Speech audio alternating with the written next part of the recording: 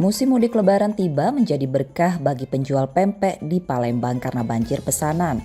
Kesibukan para penjual pempek di sentra Kampung Pempek 26 Ilir mulai meningkat. Sudah sepekan terakhir, tempat ini tak pernah sepi dari pemudik yang datang berburu pempek untuk dijadikan buat tangan. Menurut penjual pempek, omset tahun ini lebih tinggi dibanding tahun-tahun sebelumnya dengan peningkatan mencapai 50%. Satu hari, penjual dapat menerima pesanan ratusan paket pempek yang menghabiskan 100 kg ikan tenggiri dan gabus sebagai bahan utamanya.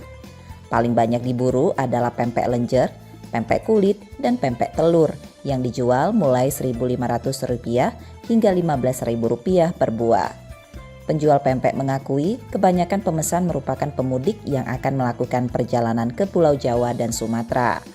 Mas, tahun ini meningkat tahun ini. oh lebih meningkat tahun ini ya. Oke. Rata-rata ada nggak Mas, kemana pemudik dari mana gitu? Ada yang dari Jakarta, dari Kalimantan, dari Medan.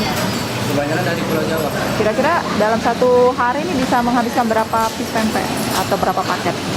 Bisa 100 paket lebih. Selain rasa pempeknya, kebanyakan pemudik membawa pempek untuk oleh-oleh karena cukanya yang khas.